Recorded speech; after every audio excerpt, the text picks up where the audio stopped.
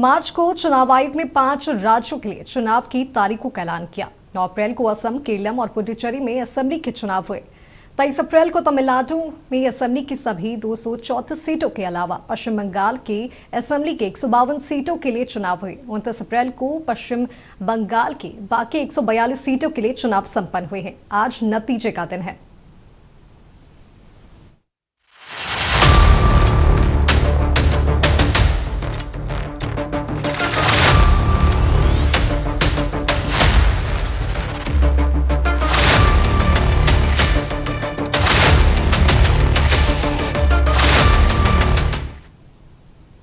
आइए आपको बताते हैं पश्चिम बंगाल में कहां रहा सबसे दिलचस्प मुकाबला और कौन है वो अहम कैंडिडेट जिनकी किस्मत अब ईवीएम में कैद हो गई है।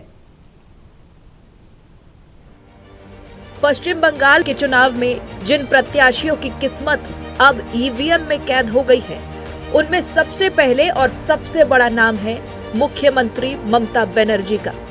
ममता भवानीपुर सीट से लगातार चौथी जीत के लिए मैदान में हैं और उनका मुकाबला बीजेपी के संभावित सीएम कैंडिडेट सुवेंदु अधिकारी से है। मुख्यमंत्री ममता बनर्जी ने दावा किया कि उनके कार्यकर्ताओं पर हमला किया गया।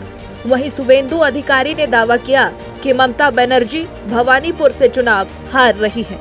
आपको बता दें कि 2009 के परिसीमन से अस्तित्व में आई भवानीपुर पर शुरुआत से ही टीएमसी का दबदबा है। अगर यहाँ इस बार बीजेपी जीतती है तो ये ममता के किले में बीजेपी की सबसे बड़ी सेंध होगी। पश्चिम बंगाल के नंदीग्राम में इस बार चुनावी मुकाबला बेहद दिलचस्प है। यहाँ से बीजेपी ने सुवेंदु अधिकारी को रिपीट किया है। सुवेंदु यहाँ से 2 बार लगातार चुनाव जीत चुके हैं। पिछले चुनाव में उन्होंने सीएम ममता बनर्जी को 1956 वोटों से शिकस्त दी थी।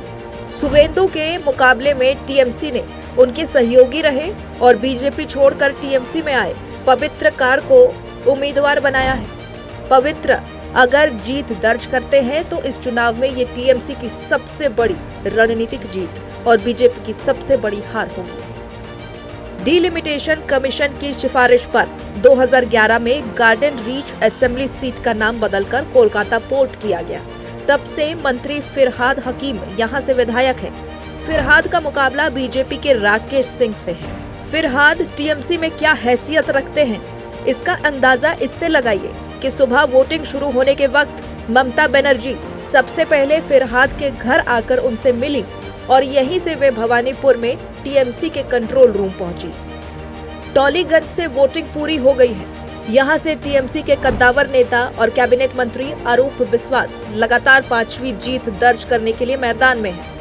उन्हें कड़ी टक्कर देने के लिए बीजेपी ने पापिया अधिकारी को उतारा है। एसआईआर यहाँ चुनाव में बड़ा मुद्दा बनकर उभरा है। विश्वास पर जनता को कितना विश्वास है, ये अब 4 मई को मतगणना से ही साफ होगा।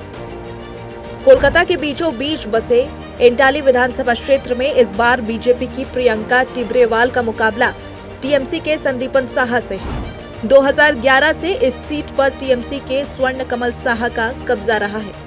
पार्टी ने इस बार स्वर्ण कमल साहा का टिकट काटकर उनकी जगह उनके बेटे संदीपन साहा को मैदान में उतारा है। प्रियंका ने आरोप लगाया कि टीएमसी के गुंडे लोगों को परेशान कर रहे हैं। माथाभांगा विधानसभा सीट कूच बिहार जिले में है और अनुसूचित जाति यानी एससी के लिए आरक्षित है। उत्तर बंगाल में बीजेपी के कद्दावर नेता निशित प्रामाणिक का मुकाबला यहाँ टीएमसी के डॉक्टर सबलू बर्मन से है। सोनारपुर दक्षिण में बैटल ऑफ स्टार्स है। रूपा गांगुली और अरुंधति मैत्रा के बीच की सीधी टक्कर ने इस सीट को बंगाल के सबसे चर्चित चुनावी मैदान में से एक बना दिया है। सोनारपुर दक्षिण पारंपरिक रूप से टीएमसी का मजबूत गढ़ रहा है, लेकिन इस बार बीजेपी यहां अपनी पकड़ मजबूत करने की कोशिश में है। तो ये थी वो 7 सीटें जहां बंगाल असेंबली चुनाव में सबसे दिलचस्प मुकाबला देखने को मिल रहा है। अब इन सीटों के सभी उम्मीदवारों की किस्मत ईवीएम में कैद हो गई है और 4 मई की काउंटिंग से ही साफ होगा कि जनता ने किसके सर रखा है ताज और किस पर गिरी है गाज। नक्षत्र न्यूज के लिए निलय सिंह की रिपोर्ट।